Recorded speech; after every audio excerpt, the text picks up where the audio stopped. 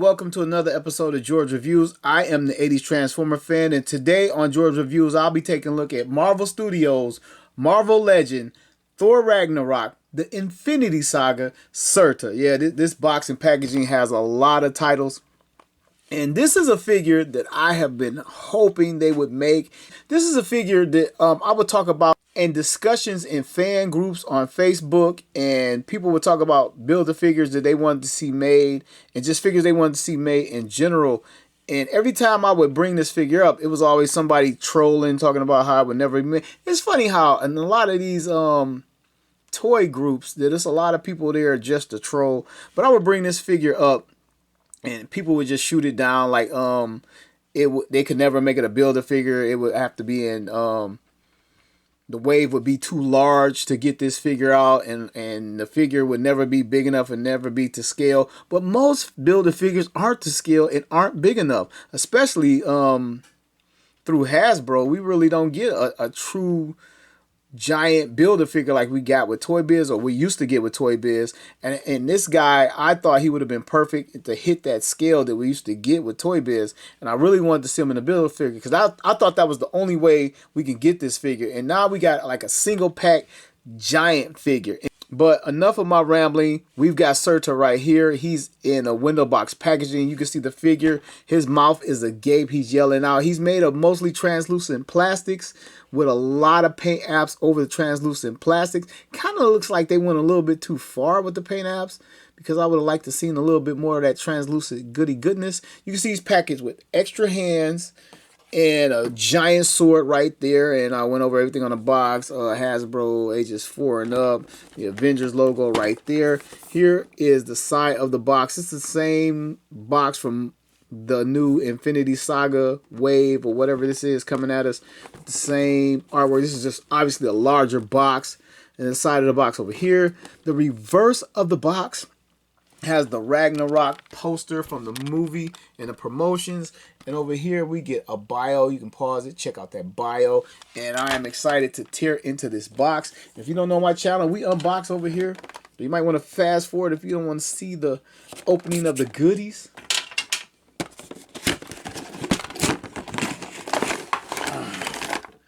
Ooh, he has a little heft to him. He should, because he's big. And this is the interior of the box. Nothing further in there. I guess it's like a little warning thing. And nothing further in there. That's that. And thankfully, it's gonna be hard for me to get this thing all in the shot. I haven't seen this guy at retail. I don't know if he's a retail or he was only on Hasbro Pulse or whatever. But here is his sword. And this thing is awesome. It's gigantic. And it's nice and shiny. I think it's pretty darn sweet. It feels very smooth to the touch. Get his fist out, or interchangeable hands. He has this one is a closed fist, and this is an open hand right there, left and a right respectively. And Surtur himself, the Asgard killer. Here he is out of the pack. Man, he looks pretty cool. And the wash is a little heavy, but oh man, he is just awesome. If you're not seeing the back of his legs, and his feet and legs are 2 different colors, like he has on shoes or something, but it's kind of weird. But I guess it kind of blends better from the front. I can see how it's going from the front, so that is cool. So one leg is not aligned correctly. Pretty doggone awesome. And the horns are soft, I guess for safety reasons, because it was 4 and up, so your 4-year-old won't hurt his or herself right there.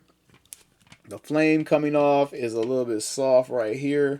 I'm getting that in, and this one's a little bit hard, I guess, because it's closer to the body, not as long. But it's kind of soft, and it gets harder. The shorter they get harder. And this is a look at the figure. So okay, taking a closer look at Surtur's face. He has painted yellow eyes, and the eyes are outlined in another yellow, trying to give it that glow. I don't know how well that works. It works better from a distance than up close to give it like a glowing effect. He has a molded in nose just beneath his crown right here. He has teeth, a top row and a bottom row. I don't know if I paid attention to his teeth in the movie. And he has a crusty, charred tongue in his mouth, which is pretty cool. And the eyebrow, it's a crown. The crown has like a melting effect down here just over his eyes, which I never noticed in the movie, but I'm pretty sure it's present. That's where it comes from, so I'm pretty sure it's there. And turning his head to the side, his head looks like a skull. I never paid attention to that in the movie. Of course, heads have skulls, but it looks like just a bone skull, a fiery bone skull. And he has ridges down the top, sort of like a Klingon, a little bit. You see that right down the middle? You can see that charred look is all over the entire head. And again, the crown looks to be a separate piece. I think it is a separate piece, and it's a softer plastic. And then he has the flames coming off his shoulders. Has a wash all over his chest. We got some extra flames jutting off his arm. This is like a separate piece put into the mold. Some molded flames coming off the back, and again, separate piece put into the mold of flame. And I believe down here, this is a separate piece glued on top. That's pretty much it for the fire burst coming off of this guy. All right, I'm going to go into his articulation. I'm going to have to play with the camera a little bit to kind of get it all in or whatever, so be patient with me. I'm going to take his head for a spin. I'm going to do a 360. Goes right over his shoulder, goes right over these flames with no problem. Comes back around this side. Hits that flame a little bit. He can look down this much. And he can look up that much. And see if we got some side to side. Yep, he can do all of that. I'm pretty sure it's on a ball joint. I wonder if it even comes off, but I kind of don't want to try it. So, coming to his arms, and wow, they are sticking right here. It's kind of hard getting them up. You can see the sculpt here. It's not going into that groove, and there's not a lot raising up to the sides right here. That's kind of a bummer. I don't want to force it in and pop anything, especially, you know, translucent plastic has a tendency to be brittle.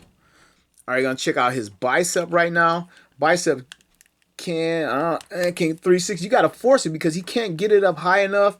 And the back of his bicep, his tricep is banging on his lats right here. A little anatomy right there. And we're gonna bend his elbow. Check that out.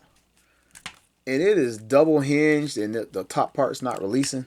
All right, there we go. We got it released. We got the double hinge working on his elbow. That is a lot for this big guy. He looks to have standard Marvel Legend articulation, which is a pleasant surprise. And then, oh, wow, that's coming out pretty easy.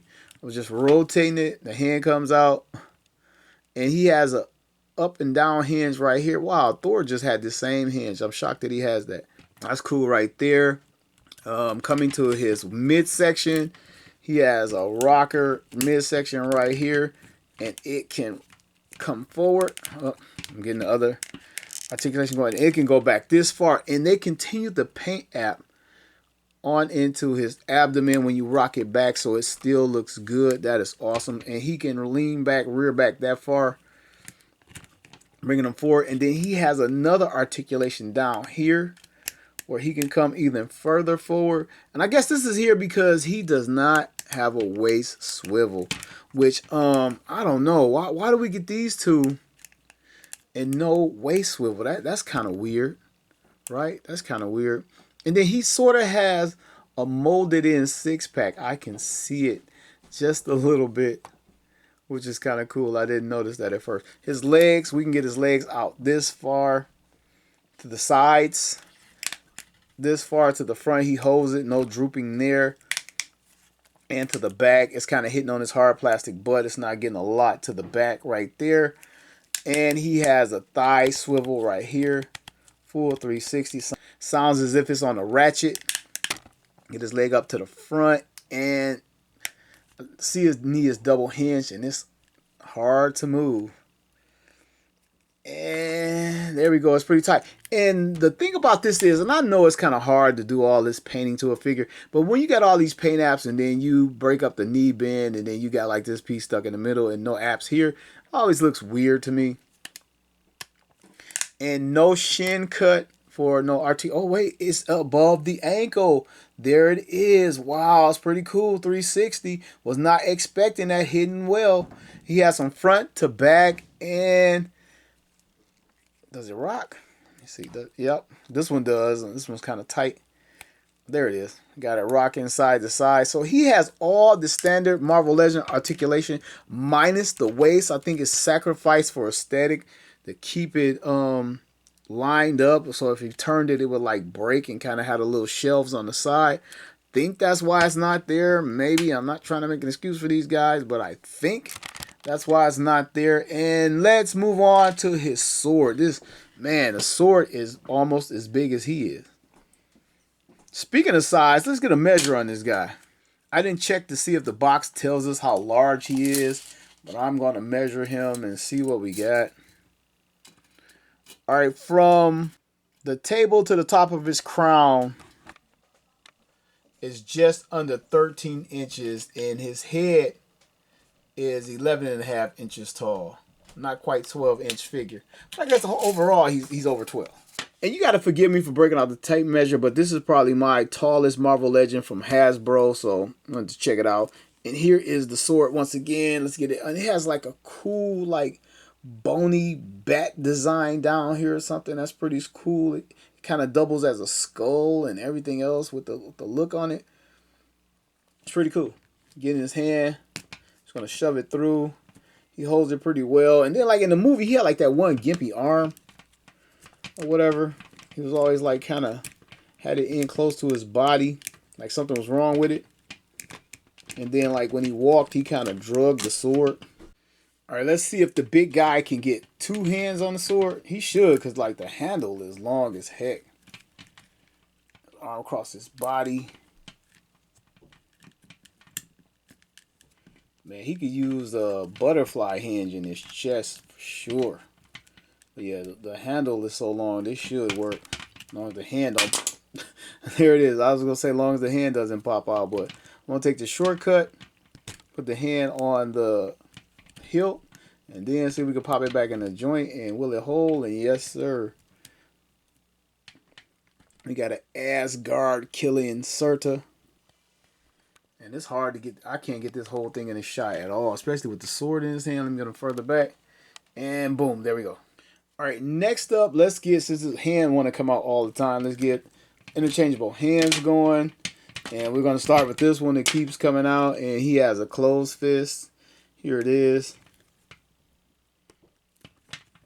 And it matches the paint job, the paint work, just like the other one. And pop that out. And he has the open hand. So he can trade smart comments back and forth with Thor. But it bugs me that because of that sculpt, like, I mean, it even stops at the little hinge right here going in. I wonder if I can get it a little warmed up and get more out of it. But you really can't get the arms up a heck of a lot, which kind of sucks. Okay, it's time to size them up and run them down. I have them next to a couple of fellow translucent Marvel Legends. Fire and Ice, Sunfire, Iceman. Here he is with a firebender. Red Hulk, Siege Jetfire, and barely squeezing in the shot, Granamir. Okay, everyone, to wrap up this review, I really love this figure. He's not that amazing. I'll be honest with you about that because it's just a straight up and down figure. The only deco is like char and burn. You know, it's not like he's wearing an outfit or anything. But the char and the burn and translucent plastic looks fantastic to me. The only physical flaws in this figure are the fact you can't get the arms, the shoulders up any further than that when you're going straight to the side. And it was really difficult getting him in the poses where he's like stabbing downward, piercing the planet of Asgard or whatever. That was a problem. This wrist with his hand popped out pretty easily. That was a little bit of a problem. That wasn't so bad. But one of the problems that I really didn't pay attention to, because my table is a glass surface, and so I have trouble with like rolling toys and toys just trying to set them in general just because of the table. But because of this hinge in between his legs, and I figured out it wasn't just the table. When you try to push his legs close together, they bowl back out. So he's not going to stand straight up at all. And it wasn't just my tape. But for a minute I thought it was, because it's a softer translucent plastic, and this is what you get out of it. So when I set it down, try to like put his legs underneath him, his legs slide out. And if you don't have his toes right, he'll fall on his face with the weapon in front of him. Like that.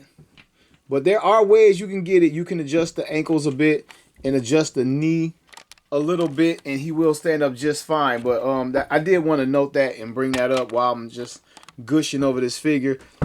It's a figure I really wanted them to make. I'm so happy that they made it.